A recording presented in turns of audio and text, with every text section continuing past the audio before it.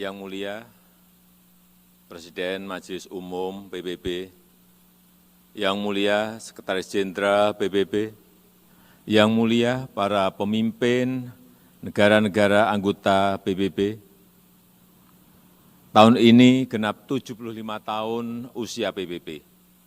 75 tahun yang lalu PBB dibentuk agar perang besar, Perang Dunia Kedua tidak terulang kembali.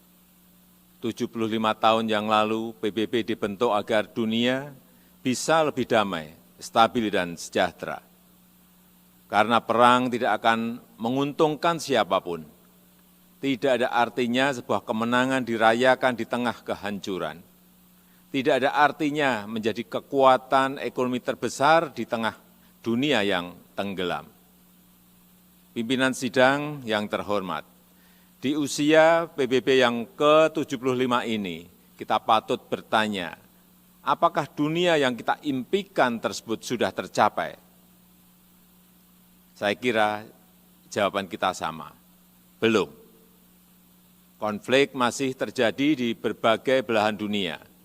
Kemiskinan dan bahkan kelaparan masih terus dirasakan.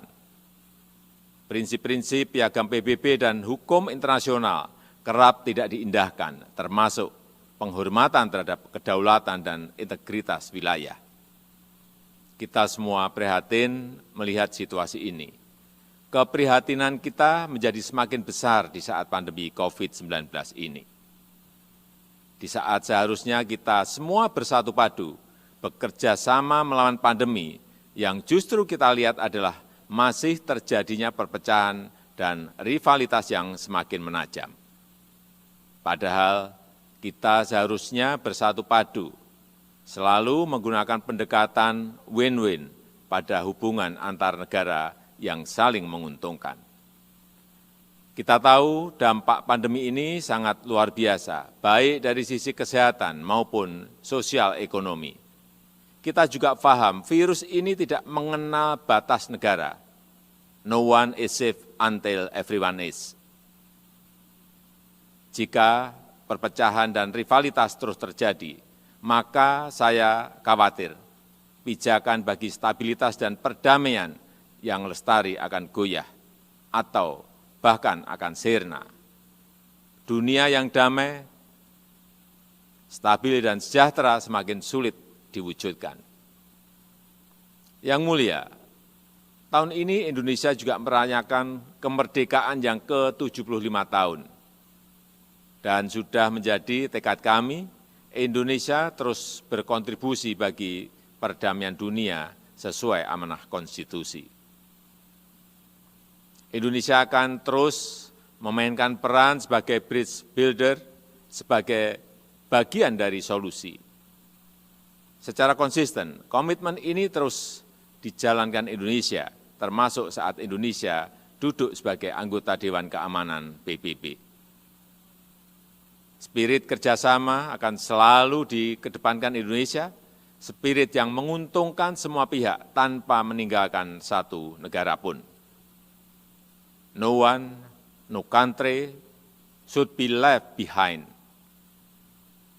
Persamaan derajat inilah yang ditekankan oleh Bapak Bangsa Indonesia, Soekarno, Bung Karno, saat konferensi Asia Afrika di Bandung tahun 1955 yang menghasilkan Dasar-Sila Bandung.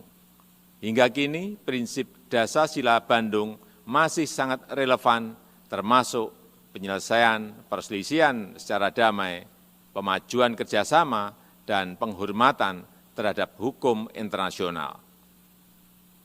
Palestina adalah satu-satunya negara yang hadir di konferensi Bandung, yang sampai sekarang belum menikmati kemerdekaannya.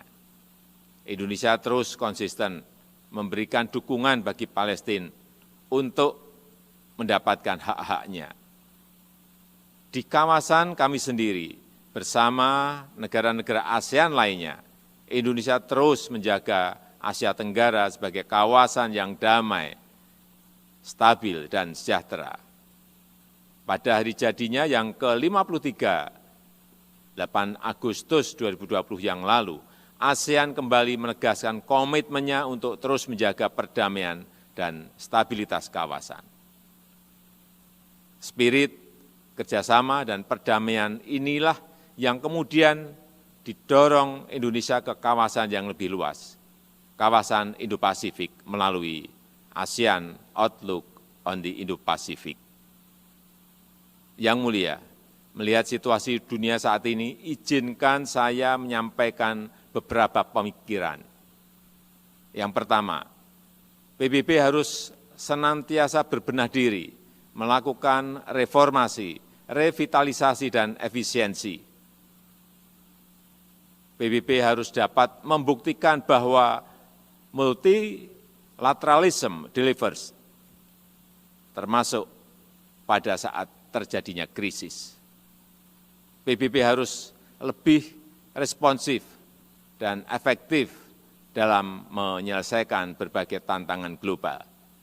Dan kita semua memiliki tanggung jawab untuk terus memperkuat PBB, agar PBB tetap relevan dan semakin kontributif sejalan dengan tantangan zaman.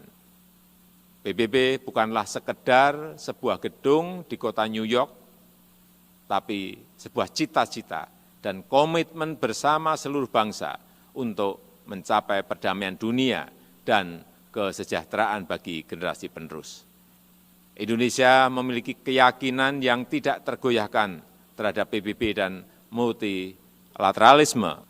Multilateralisme adalah satu-satunya jalan yang dapat memberikan kesetaraan. Kedua, kolektif global leadership harus diperkuat. Kita paham bahwa dalam hubungan antar negara, dalam hubungan internasional, setiap negara selalu memperjuangkan kepentingan nasionalnya. Namun, jangan lupa, kita semua memiliki tanggung jawab untuk kontribusi menjadi bagian dari solusi bagi perdamaian, stabilitas, dan kesejahteraan dunia. Disinilah dituntut peran PBB untuk memperkokoh kolektif global leadership. Dunia membutuhkan spirit kolaborasi dan kepemimpinan global yang lebih kuat untuk mewujudkan dunia yang lebih baik. Ketiga, kerjasama dalam penanganan COVID-19 harus kita perkuat, baik dari sisi kesehatan maupun dampak sosial ekonominya. Vaksin akan menjadi game changer dalam perang melawan pandemi. Kita harus bekerja sama untuk memastikan bahwa semua negara mendapatkan akses setara terhadap vaksin yang aman dan dengan harga terjangkau. Untuk jangka panjang, tata kelola ketahanan kesehatan dunia harus lebih diperkuat. Ketahanan kesehatan dunia yang berbasis pada ketahanan kesehatan nasional akan menjadi penentu masa depan dunia. Dari sisi ekonomi, reaktivasi kegiatan ekonomi secara bertahap harus mulai dilakukan dengan melakukan koreksi terhadap kelemahan-kelemahan global supply chain yang ada saat ini. Aktivasi ekonomi harus memprioritaskan kesehatan warga dunia.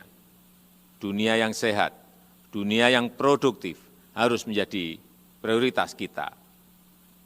Semua itu dapat tercapai jika semua bekerja sama, dan bekerja sama.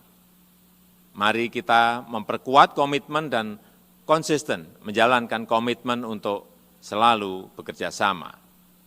Demikian, terima kasih.